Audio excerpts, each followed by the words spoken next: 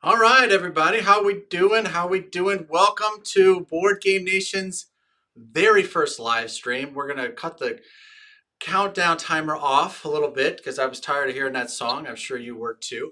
We're thrilled to be here, and I hope that you've got a chance to watch Game 1 of the Road to the World Championship, Gen Con 2023, hosted by Greg Smorey, sponsored by our friends at Renegade Games Studios. Get your questions ready for the comments. One thing that I need to make sure everybody's aware of right away is that there is a delay from the time that I say something to the time that you hear something. It is it's a built-in thing that YouTube does that stops me from being if there's any kind of interruption in the internet. So there's a buffer there, and that buffer is about 20 seconds. So if I ask a question, I'm probably going to keep talking because you're not going to hear that question for about 20 seconds. So I'll be looking for your answers to my question in the chat. So you're not crazy and I'm not crazy. It's just something that's built in to try to smooth out the process of the live stream. So without any further ado, let me bring in my partner, my friend, my compatriot, Mr. Doug Thorpe. Please give him a warm welcome. Hi. I got sound effects too, by the way. You'll probably. Yeah. They're very fun. nice. Thanks, Gary. You bet. You bet. You bet. You bet. You bet. So welcome. I should also mention straight away that this is my first time doing any kind of live stream. Of course, you've all seen my videos and edited videos and all of that stuff and all that, and I've been happy with those. And I hope that you liked Game 1. But this is my first time doing this, so please be kind if I'm not looking at the camera at the right time or if I have something that goes crazy. And if Doug should happen to disappear for no reason, it's probably almost certainly my fault. So stick around, and I appreciate your patience with us. So Doug, thank you for being here. I wondered if you had any thoughts that you wanted to start with here in this particular round of mayhem. Yeah, not really. It was a pleasure to play in the tournament with you and to do the videos, enjoying it so far. So looking forward to what kind of questions people have or what kind of dialogue we can have about it. All right, great. So me too. So let's see. Let's jump right into the comments here and see what we got here. So Gibson, can't wait to start. Thanks for being here. And thank you, Rick, for agreeing to be kind. You're a good man. You, my friend, get the sound effect that's called Glockenspiel. No idea why, but that's what it's called. And Rick Gibson gets our first Glockenspiel of the evening. Thank you, brother. Appreciate you. All right. Lair Strike wants to see, I want to see and study what the Russians do. It would be funny if they went for Japan early. Yeah, so yeah, that is a mistake that the Russians can make when you're trying to make a kill Japan first game. You can't underestimate the Germans. They have so much material at the beginning of the game. Like, to me, when I think of a kill Japan first game for the Allies, I think that this is really the UK and the US trying to kill Japan first, and the Russians trying to survive alone against the Germans, while the rest of the Allies are off screwing around with that. And maybe some help sometimes from their team, but for the most part, it is they're kind of on their own. Don't you think? Yeah, Am I wrong? and they're also guarding the back door to India. And that's pretty important because if Russia falls, you could have a lot of tanks going straight down through Persia into India really, really quickly. Yeah, that is certainly true. That is something we'll keep an eye out for in future games in That's right. this World Championship. So yes, that in the business we call that foreshadowing. Yeah, that's exactly right. Yeah. Yeah, but All right, Russia has great. their part to play. Oh, John Bosch. John Bosch. Welcome, John. Good to see you. Thanks for being here. Our old friend and arguably one of the best Axis and Allies players in the world, Mr. John Bosch. Yes, and John, and so I'd like to thank you for rubbing my nose in this, John. So, John Bosch and Doug Thorpe were teammates and played against me in the 2019 Gen Con Axis and Allies tournament. and they used a similar strategy to the Thorpe Thump, and they beat me quite convincingly. Yes, and that I believe is that Wrong trophy. direction, right here, right Yes, here. that's what that is right there. Yes, thank you, John. Yeah, it was great to play with John. I love the opportunity. I remember when I got paired with him, I was like, "Yes, I'm excited about this. We got a really good chance here." Yeah, yeah, yeah. This was this as I said in the game one video. The purchase of the two carriers in the fighter for US1 is really, it's, to me, it's out of the norm. I had never seen it before, and I will say, as a it being the first time that I had ever seen it, it really did kind of throw me off a little bit. So Mhm. so it's because at the end of US1, it's just such this, like, where the hell did all this come from? Like, all of a Yeah. sudden there's just all this stuff there. So it's a big buy. So all right. What else we got? Oh, the boys from Utah are here. Hey, Jed. Good to see you. What's happening? If you are in the comments here, please let us know where you are uh, watching from. That's always curious. We have a surprising number of our subscribers are actually from Europe. We've got a pretty good pocket of subscribers in New Zealand, a bunch of guys in Dunedin. Hey there, my Kiwi friends, and some Australians as well. So if you're watching from I guess from tomorrow, right? If it's Saturday night for you, uh, feel free to let us know in the comments. So awesome. Um, all right. John seems to think that Jed is the better player than John, that would be that I. You know what? I would make a video about that game. Just for the record, let me go on record here.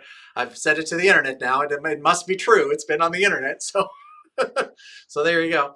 All right, great. So when we were doing the social media posts earlier today to let people know that the video was going to go out tonight and that the live stream is going to be tonight at 8ish after the video was done running, there were a lot of people that had questions about tournament play in general.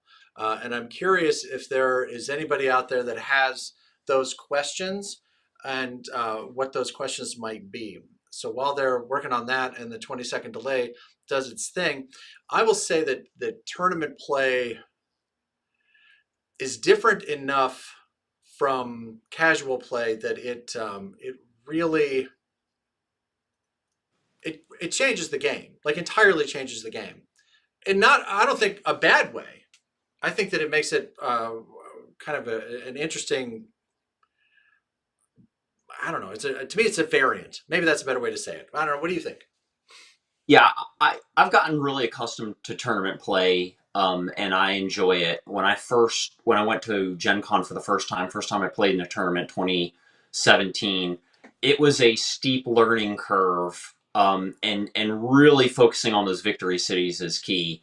But I like it. I mean, I think it makes the game flow quicker, and I think it teaches you to make fast decisions when you don't have a clock and there's not really any parameter.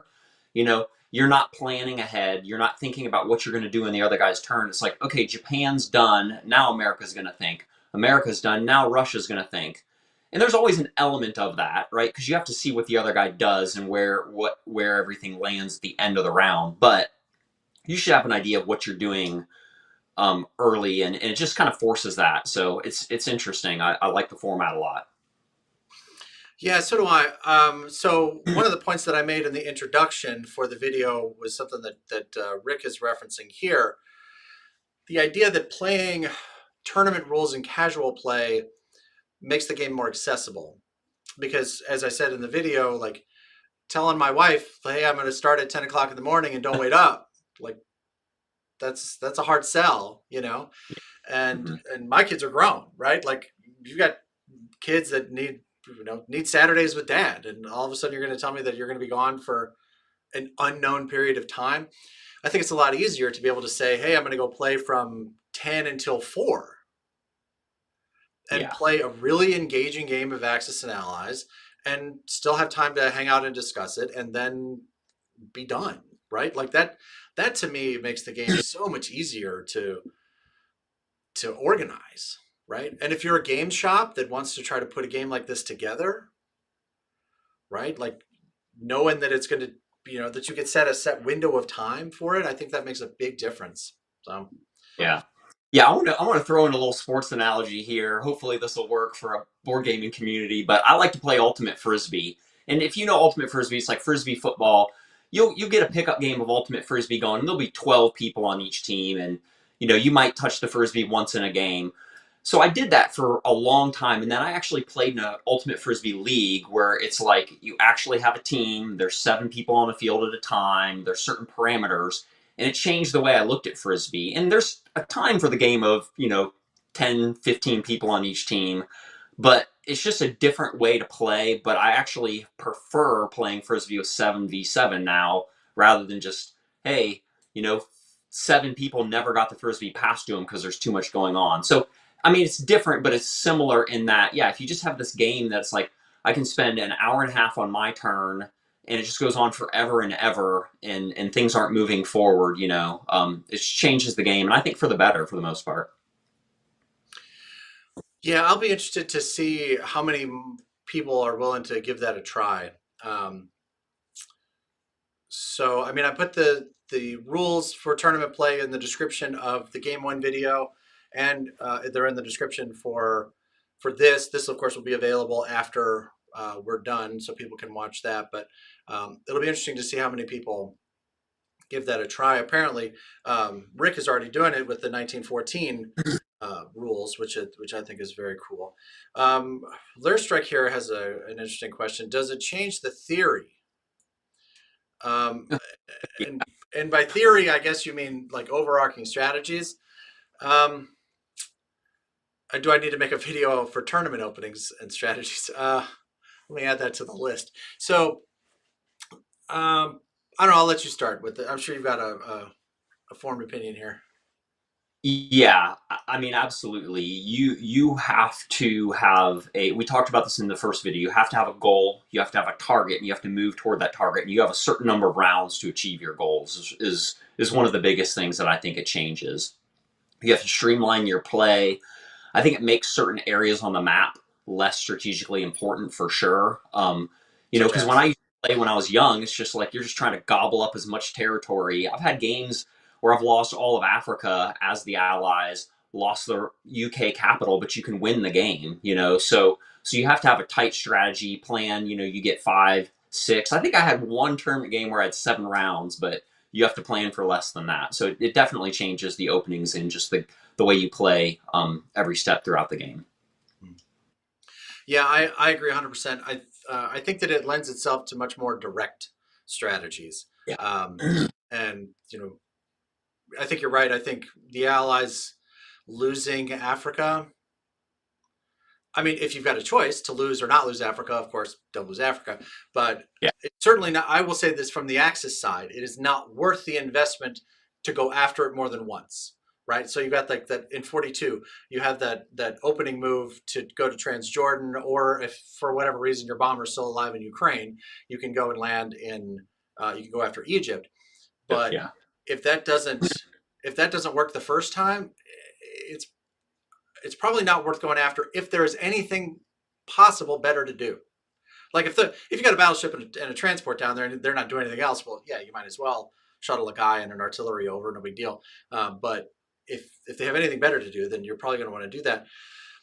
But same thing with like, there's no point in trying to chase Brazil. There's no point in trying to like launch anything really at North America for the Axis. Um, don't try to land in Alaska. You don't have time for that, right? You don't have time to start shuttling guys to Alaska, build a complex, and like you don't have time for all that, right? You want to go Yeah. after Australia? Okay, cool. Go ahead, right? Like I don't care, right? I'm taking Shanghai. I'm taking Tokyo, and oh, and by the way, here's now the time is over, right? Yeah. So it's that's I will say from that point of view, I think then yeah, it does change the general theory is still true, right? Like I said in one of my videos, like the objective of the game is to bring the bulk of your forces to a single point of pressure as fast as possible, right? And to do that faster than your opponent, and that almost will always win the game, I find, right? And a tournament that's just ramped up. So that I will Yeah. say, well, so I'll say the theory is the same, right? The theory is the same, but it's just more amplified. I guess is the better way to say that. So cool. That's a great question. Thank you.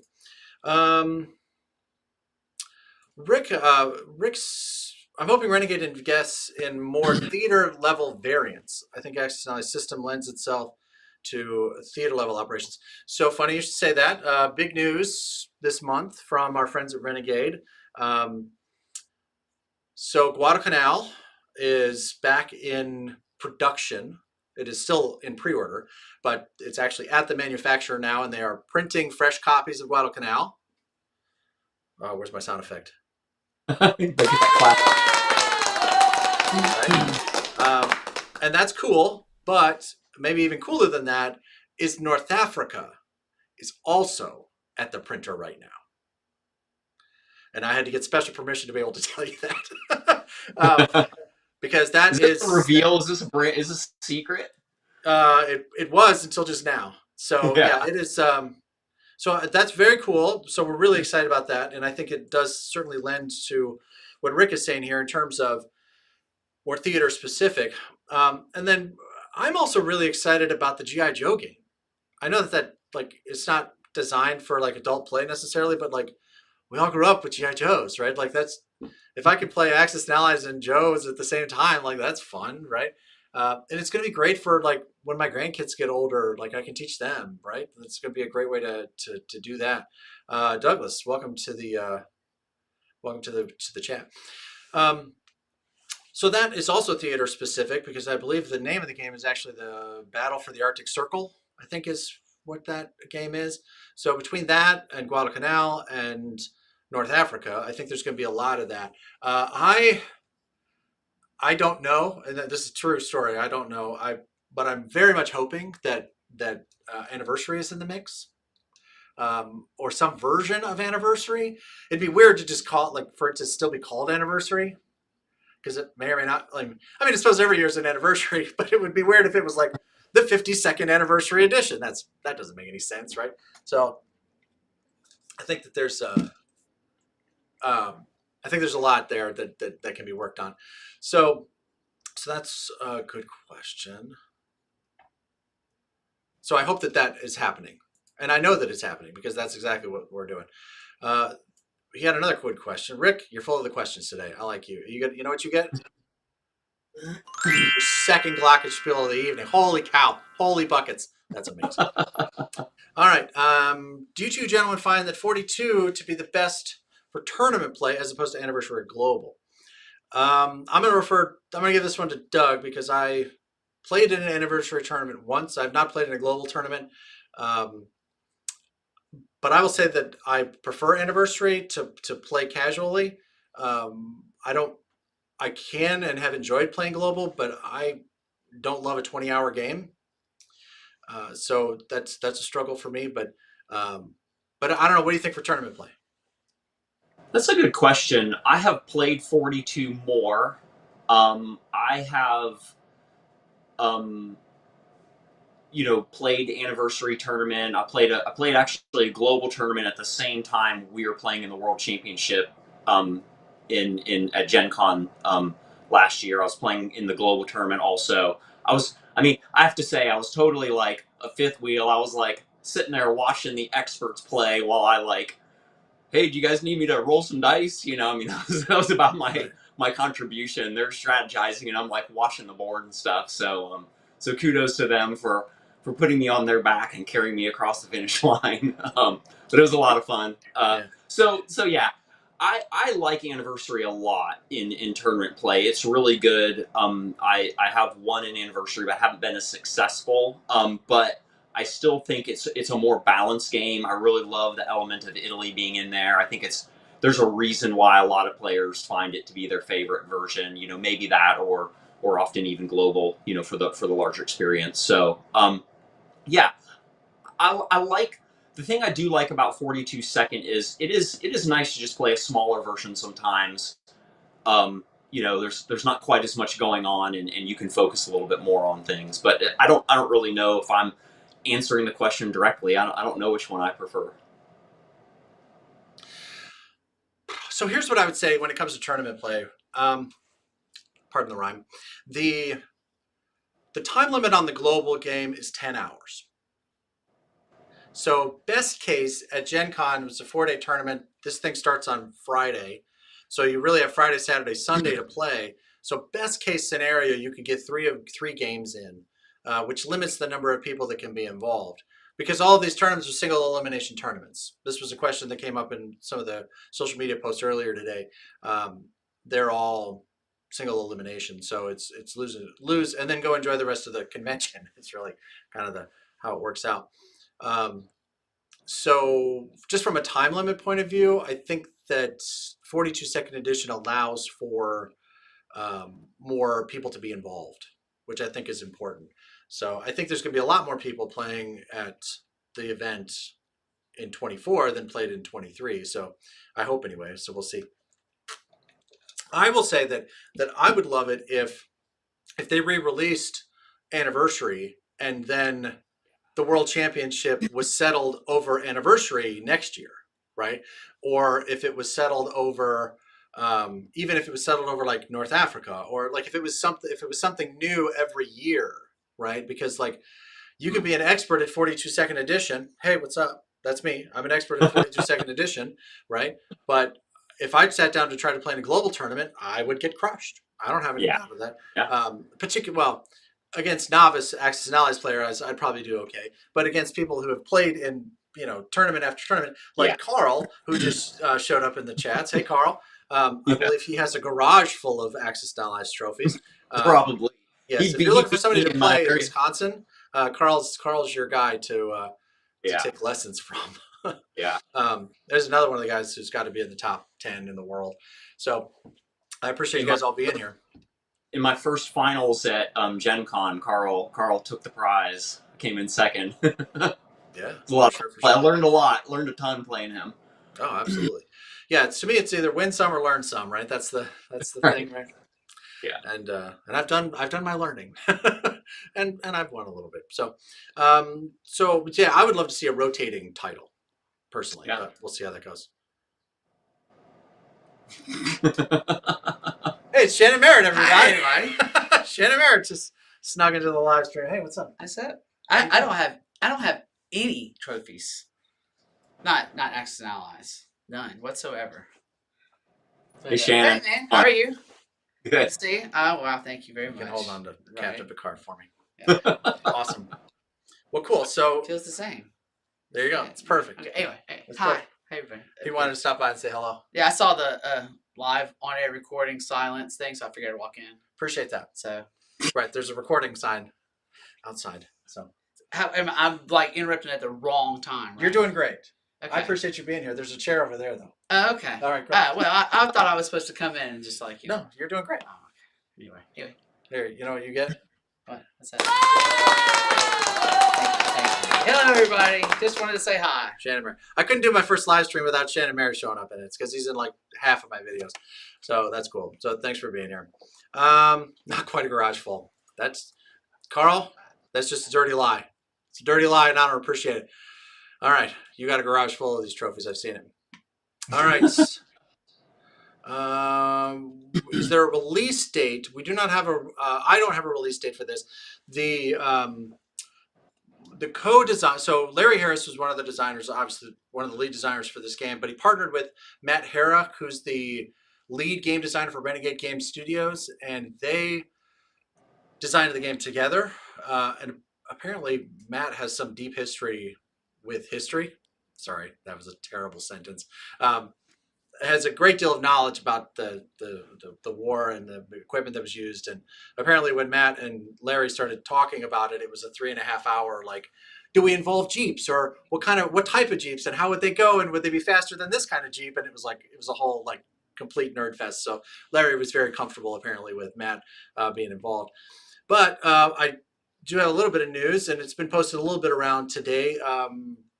There is a live interview going to be hosted by Renegade on the 18th, I believe, the 18th of January with Matt, and he is going to, no, sorry, 16th of January.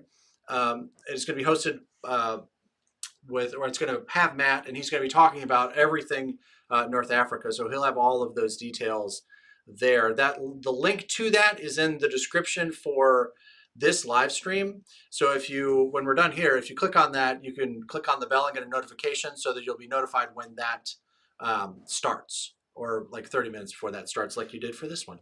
Thanks for being here. All right, cool. So I hope that answers your question, Douglas. Thanks for being here. All right.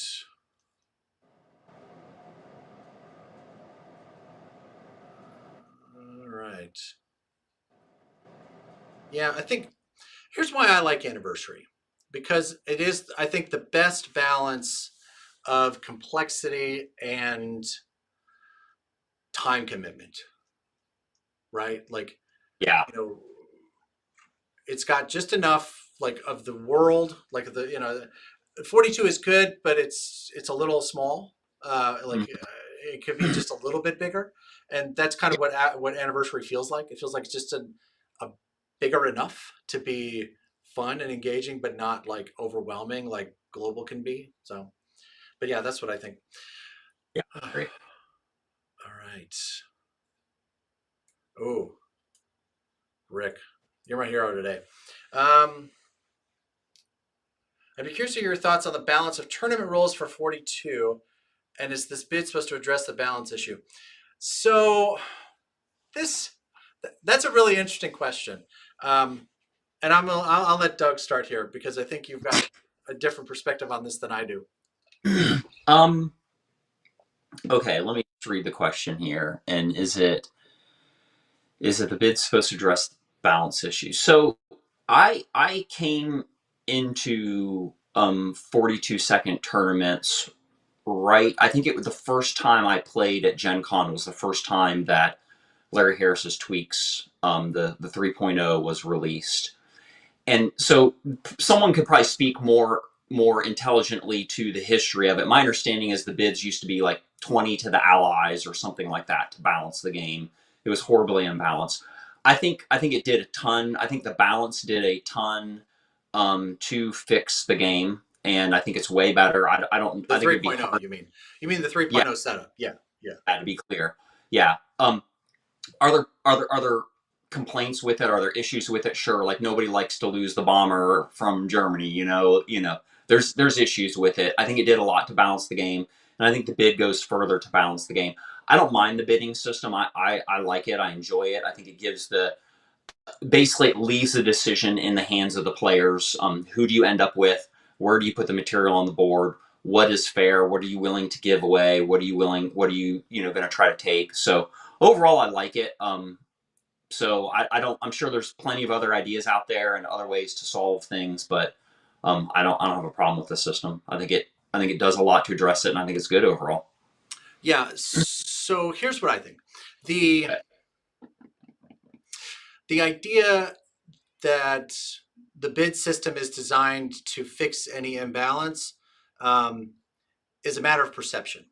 So I think imbalance in the game at this point with the 3.0 setup is a matter of perception entirely. I think that the game is fairly balanced in the 3.0, maybe with a slight edge to the axis. If you look at the stats for Beamdog, even though the online rules are slightly different than tabletop play. Fighters can land on friendly carriers, transports can move friendly units, stuff like that. But with the 3.0 setup, I think that it's fairly balanced. So what we used the bid for was to lean into a particular strategy. Yeah. So when I played in 2019, in every game that I played, the bid was allies +6. So the allies were going to put 6 extra IPCs worth of material on the board before the game started. And in most instances, it was the sub off the coast of India, right? Which is where we went in game 1, which is how it played out for us in game 1. But this tournament, it got haywire. We're going to talk a lot more about this in game 2 because, and I don't want to like ruin any part of game 2, but in game 2 we end up playing the Axis, even though our overarching strategy was to try to play the Allies as frequently as possible. But our opponents knew that, and so they were bidding to stop us from playing the Axis, or to stop us from playing the Allies. So it became its own type of strategic move, which I think is really interesting. And then when you get that bid, where you place it really can have a huge impact on the game. Like the sub in off the coast of India is a game changer in Season 37. Yeah. Right? If you want to go for the Black Queen and try to take out that battleship and carrier and fighters in 37, that sub is a 20-point swing in terms of percentage of success. You go from, I think, 64 to 84, which is huge, right? But at the same time, like, drop 2 more infantry in the middle of Szechuan for the Americans. Watch what happens. Like that's a different tact, right?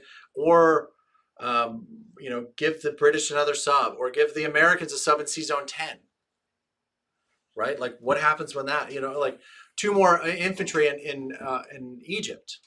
That's a big move, right? So I think that those kinds of things, they lean into the strategies that you're trying to play.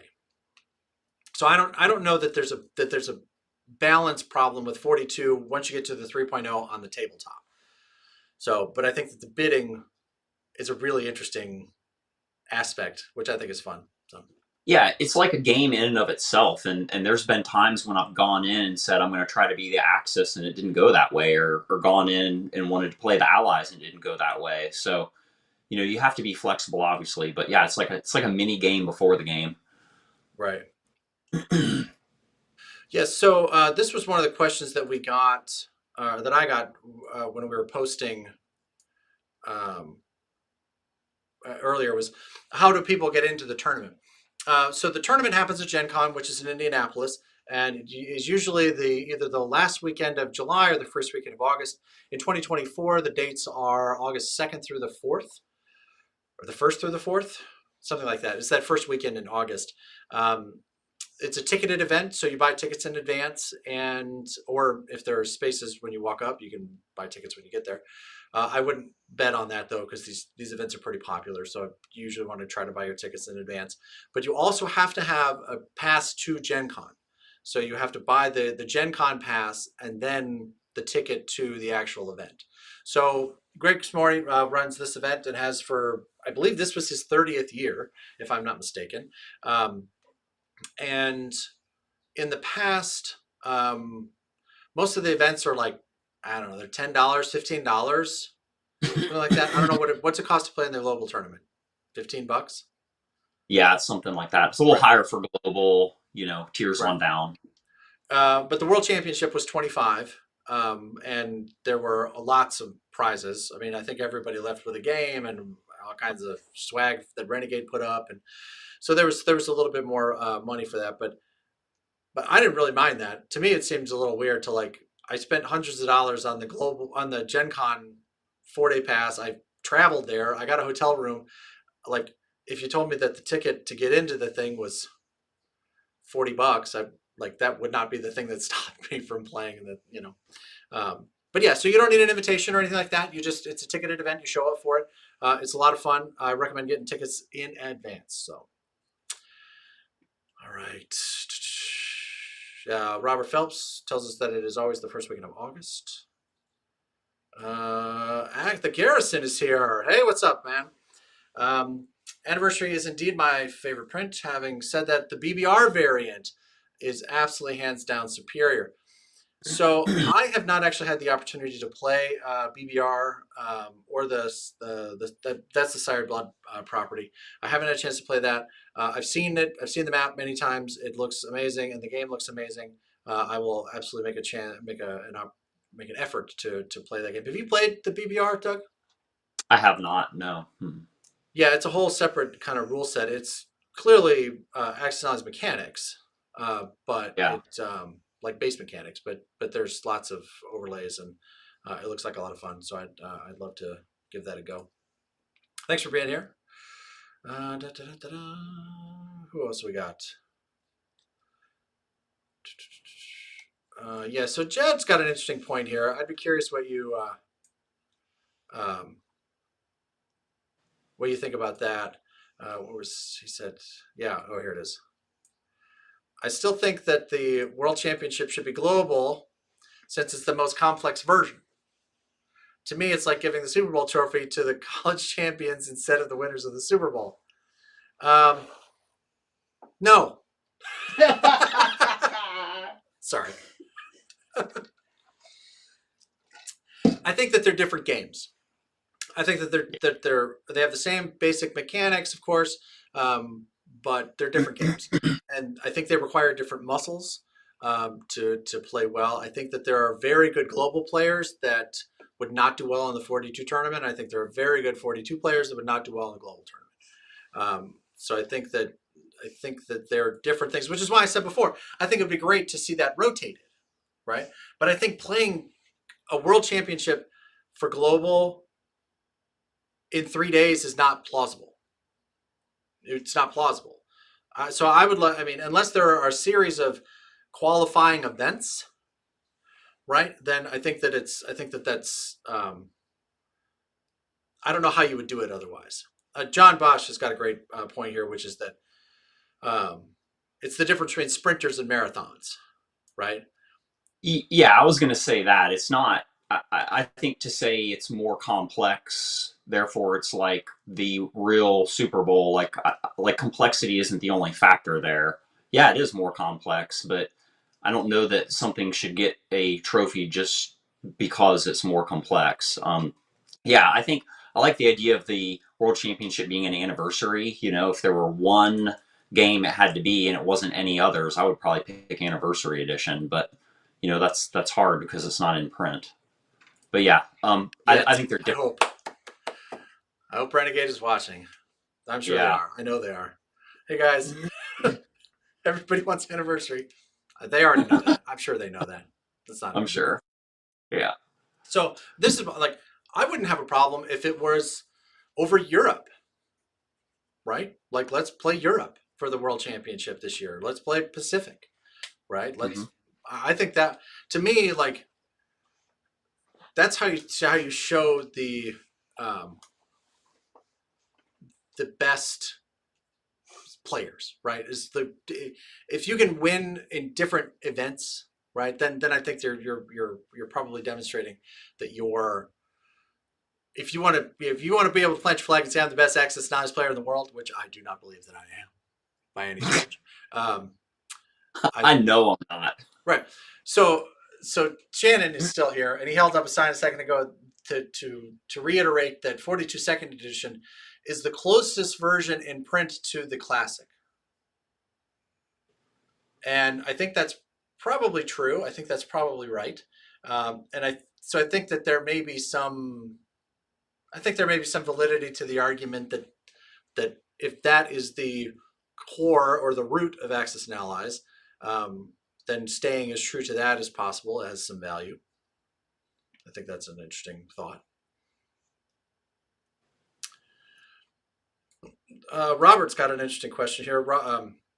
Renegade should host an official tournament outside of Gen Con. That is something that you're not the first person to say. But I would love to see what that would look like. Honestly, to me, what I would love to see is a series of qualifying events that were in different parts of the country or even different parts of the world. And then from there, you know, you'd qualify up to playing at the World Championship at Gen Con or at Dragon Con or at Origins or whatever, you know, pick your favorite gaming tournament. But I think the only way that you get there is by making it so that there are too many people trying to get into the World Championship at Gen Con, right? So if you want to see that, then try to register at Gen Con. Like, I think that we had 40 people, right? I think maybe for the 42 second edition tournament. We're in there. Yeah. So if there were, now make it 400. Right? Make it 400, and now it's worthwhile for Renegade to say, wow, maybe we should host an event in Charleston or in Memphis, where I am, or Louisville, where he is, right? So that there's enough interest demonstrate that there's enough interest for tournament play, and that's how you get these kinds of events put together, right? Yeah. So Mhm. I think that's cool. Da, da, da, da, da.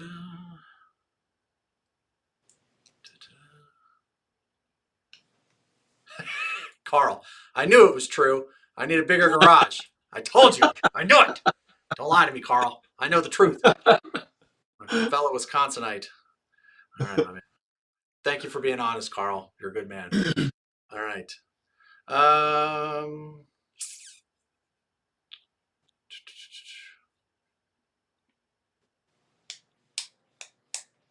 all right. Yeah.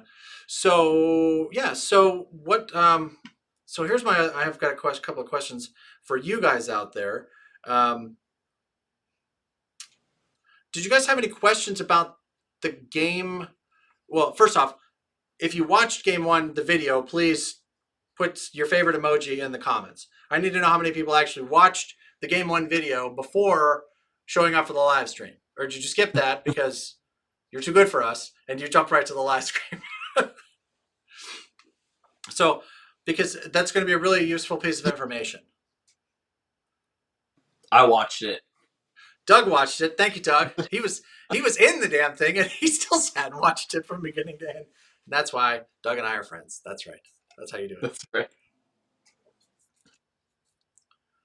Great googly moogly. We're making friends here. Oh, someone else in Louisville. Yes, All right. yes. All right. Did you watch it? There we go. Here comes the people with, yeah, there you go. Okay, good. So if you watched it, what I would like for you to tell me in the comments is, what did you think of the format of the video? Because I'm still editing videos for the game, for games 2, 3, and 4, right? So I get 3 more of these to build. It's really complex to build, and I wanted to get this one done and out into the public, and I really, really need the feedback to be able to know if I'm doing this right. So could you follow the action? Did it make sense? Was there enough of the play-by-play and commentary? Did you want more commentary, less commentary? Like, I need some feedback about how to edit these moving forward. So please let me know. Let me know. Oh, and moving forward, assuming that I can get it edited correctly and in time, the objective next week will be to release the game 2 video, most likely Friday morning or Thursday evening, to give people more time to watch it. And then this live stream will be scheduled for 7 p.m. next Friday. This is all these times are central, by the way, for 7 p.m. next Friday, which should make it a little bit easier for people to have watched that video before coming to the live stream. So that's the idea. And then the same thing will be true for games 3 and 4. All right. Kevin, I appreciate you being honest. Did you do the homework? That's all I'm asking people. Have you done the reading? There we go. Okay. No, but you did come to the live stream. Hey, all right. Honesty. All right. Okay, so thank you, Koa. You're a good man. You know what you get for this? For being the first person to answer the question? Good looking out. I do like the sound effects. Those are fun. Yeah, good time. All right.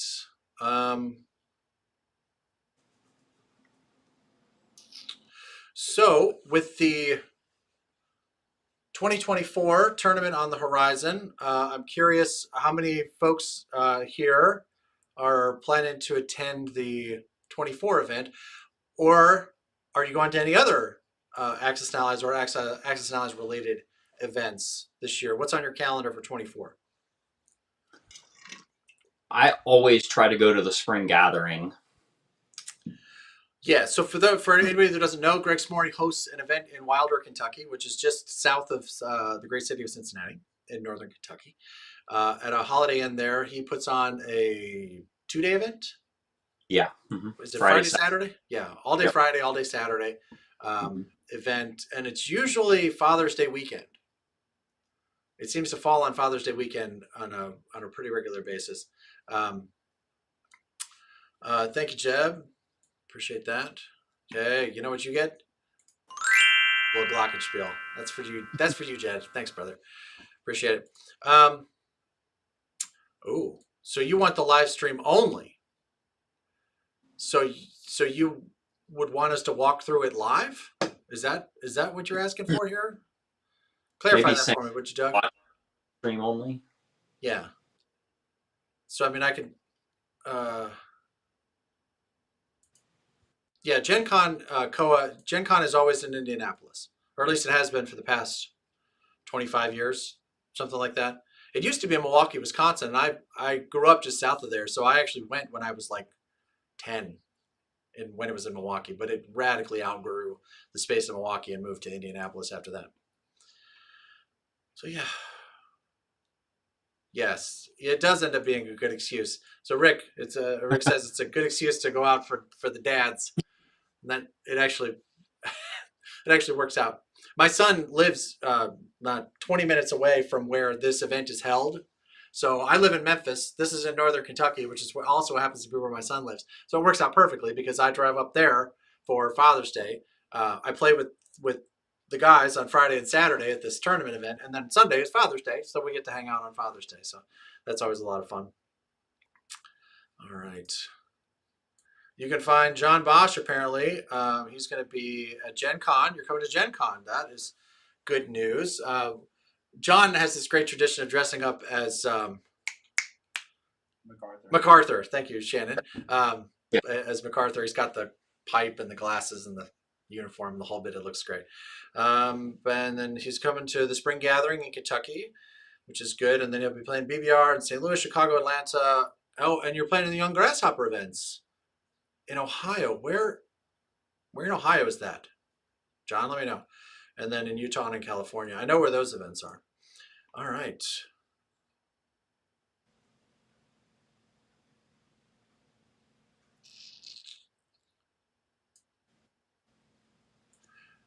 Yeah, so Doug, so here's what this would look like. I was expecting more questions about the game itself, so I set it up so that people would, so that we could do essentially a screen share, and this would give us the ability to walk through this game. So I have all the slides essentially that Doug and I used. Thank you, Robert. So we could in theory do this live, but it would take a really long time. When Doug and I did this in real time, just walking through game one, which as you saw only got to, was it Russia 3? Yeah. You know, that we were on that Zoom call for 2.5 hours, 3 hours. So I mean, we can do it like this. And we can give it a hey, what's up, and we can pop in and we can talk about it like this. That I just don't know that if people are going to be down for a 3-hour tour, as it were. I think the edited version where it's a bit more succinct and you get less of me standing here thinking about what I'm going to say next and the ums and the ahs and the yeah. So I was thinking about doing the thing. Wait, this is what I'm trying to say, and then going right into that. So I think that's the. Oh, okay. So I don't know. So there's a couple of pros and cons to doing it live, but plus trying to do the play-by-play and answer questions in the chat would be very challenging, because it would mean interrupting maybe a thought process. So it's an interesting idea, but yeah. But yeah, so it's a. You think so? You think the long form might not be a bad idea? I mean, I don't know. Tell me in the comments. Do you guys want a 3-hour live stream about like the finale? I don't know, Doug. Are you down for a 3.5 hour? We're gonna be on. I'm gonna need a chair. Yeah. I'm gonna Could tell be you that. interesting. Fun. Um, yeah. It's one thing that's interesting is when you're playing in a game. You know, you're in a tournament setting. There's a certain limited amount of time. You don't see what you don't see, right? And you unless your enemy capitalizes on it. But when you go back to a game and look at it, you're just like, dang, I missed that, and so did Right. they. And I Right. missed that, and so did they. That was a very interesting experience because you have the memories, but again, like if you make mistakes along the way and they don't capitalize, some of those you'll see. You're like, oh, I hope they don't see it, but some of them you don't. So that was an interesting experience. Anyway, doing that live, yeah, I don't know. I'd be willing. Okay. I'll give it some I don't thought. know. We could talk about it offline. Yeah, I think, yeah, we'll have to see. I don't know. So Chico's got a good question here about tournament play. Never played in a tournament. Do players use odds calculators? The answer to that question is no. They are not allowed at the table. But there are pen and paper, right? So of course you can do your own calculations, which is something that we had actually planned to talk about here in the what is this called, live stream. Like, So yeah, so no, you can't use odds calculators, but there are some ways, and we mentioned like doing the math table side in the game one video for those of you who did the reading. The and the way that I like to do this, in fact, let's do the screen share here, and we'll go back to the what I think was kind of the pivotal moment in the game where the UK decided to sink the Japanese fleet, which was I thought was pretty brutal. it was, So the way that I do this is I'm a big fan of the math that goes with low luck dice. Okay, so what I'll do is I'll add up the attack value of all of my units and the attack value of all of their units, and I will say, okay, so the attack value here is the bombers are 12 plus 9 for the threes plus 2, so 11 plus 12, 23 plus 1 more for the carrier is 24. So that's an easy one. So I should expect when I attack, I should expect to get 4 hits in my first round of combat. Okay, so now I'm gonna give 4 hits. On the defense, they have 12, 15, 21. So they're gonna give 3.5 hits. And when I'm doing a math for a battle like this, I always round up. So I'm going to give them 4 hits. They're going to give me 4 hits, right? So am I happy with that? Here's the other thing that's really important, I think, and this is a strategic thing that I think a lot of new players miss. I try not to make decisions that I don't have to make, right? I only have to decide whether I'm going to engage in that first round of combat, right? So when I look back at this, I say, okay, well, I'm going to give them 4. They're going to give me 4. And then I have a choice as to whether or not I want to retreat. But I don't have to make that decision right now. I can make that decision later. So I give them 4, they give me 4. If that's how it actually worked out, now I get to make another choice, right? I don't have to decide whether or not I'm going to go all in this first moment. So I think that's something that a lot of players do that they don't have to do, is try to decide whether or not they can win the battle outright. You don't have to decide if you can win outright. You have to decide if you want the outcome that's presented in this particular situation, if that makes sense. Am I making sense, Doug? I don't know. yeah, I'm following. Okay. So yeah, I mean, so to me, that's how I do it. That's how I process the low luck.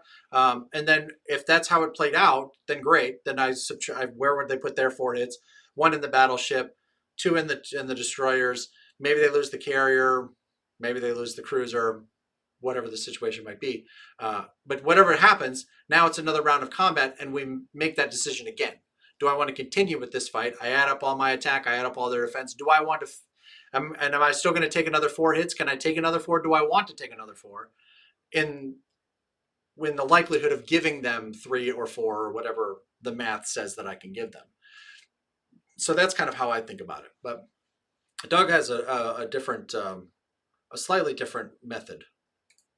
Yeah, mine is very similar. I mean, I do a similar calculation, count up the attack and the defense. So, yeah, in this situation, it was 24 attack and 21 defense.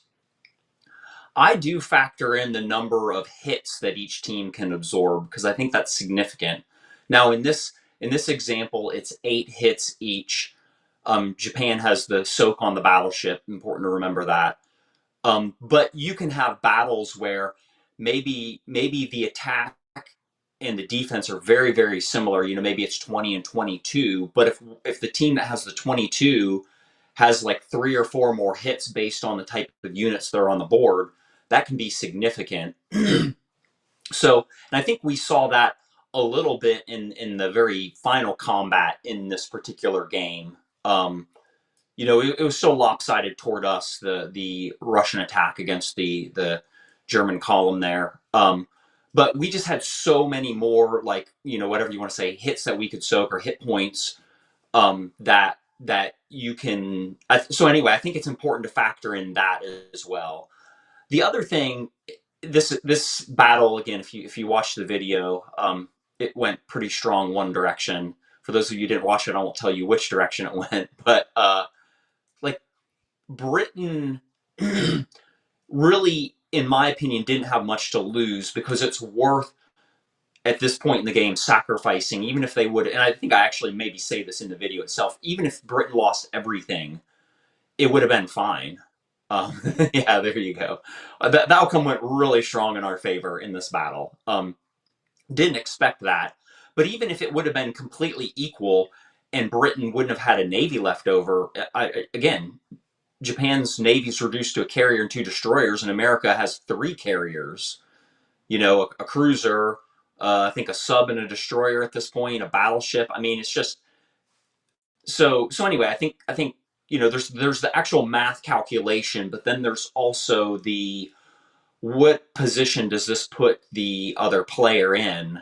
So even if you lose the battle, if they have no material left on the board and you have, one of your teammates coming in to mop up, then, it's worth making that move. So yeah, similar calculation, but I think it's important to calculate the number of hits in the battle as well. Yeah, and I've seen a number of ways to do that. I'd be curious if there was anybody in the comments. I mean, I know we've got some great players in the comments here. If they want to quickly wrap up how they do it, I think that might be useful. But I will say that one of the concepts that that I think got edited out of the final version that we talked about in our as we did our walkthrough here was the idea of trading, and we equated it to chess, right? So when you're ahead on material on a chessboard, you are eager to trade bishop for bishop or knight for knight, right? So you'll trade point for point when you're ahead, because if you continue to do that, they'll be left with their king, you'll be left with the only other pieces on the board. And this is kind of what we did here. So we were willing to make this trade, right? So when we looked at, if we go back to what we've got here, right, we were completely comfortable losing all of this in exchange for as much of this as we could get, right? Because we're ahead for material, because we have all of this nonsense over here, right? Yeah. So the Americans are excuse me, Doug, let me get you out of the way here. All the Americans have all of this over here. So if we can just go even trade,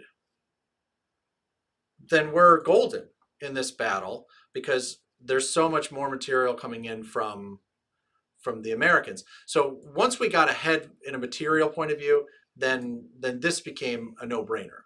I will say, when I did the math, like just looking at this, and I said so in the video, like when I was just looking at this, I'm like, I didn't believe that we were favored in this video, rather in this particular battle. But I was wrong, because when I actually got home and ran the calculators, we were 60% favorite to win outright. Now we're not a favorite to win by this much. This was like this was tough. Like a 9% outcome. I mean, what did he lose? 80. It was a lot. Excuse me. Yeah, that's 89 brutal. IPCs here, just brutal. So yeah, that was pretty tough. But I mean, you know, he was a nice kid. Like Eric was he was a really nice guy, and I hope that he comes back. But this was a tough game. This would have been a tough game for anybody because the dice really were pretty rough for him in this game. So yeah. All right. Well, my friends, coming back to the side by side here. Let me take another pass through the chat here. The Japan first strategy. Have you properly defended that against each other in practice plays? You will not know. So your question really is there a way to beat the Thorpe thump? And the answer to your question will be settled August 2nd, 2024 in the upcoming World Championship at Gen Con. You will have to watch to find out, but you have to play it to find out. All right, awesome. Well, guys, I really appreciate you checking in here. This has been a lot of fun. Who's coming back next week? I'll be here next week. Doug, are you gonna be here next week? Yes. Doug's gonna be here. Shannon, probably not. He's drunk in the corner. I am not drunk. You're opening another beer. What are you doing? Are you gonna really chug that whole thing?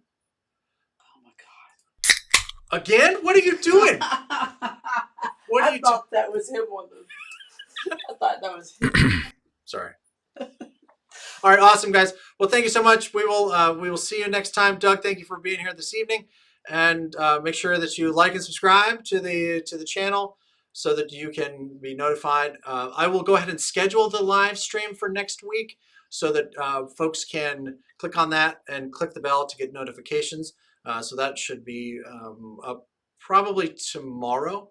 I'll get that up because I'm done for the day. I've been at this all day. So, Rick, my man, you know what you get? A little glockenspiel. That's for you, Rick. All right, guys. Thank you so much. Hey, thanks for having me, man. This was a lot of fun. All right, Doug. Thank you very much. We will see you all next week. Thank you for watching. Bye. Bye.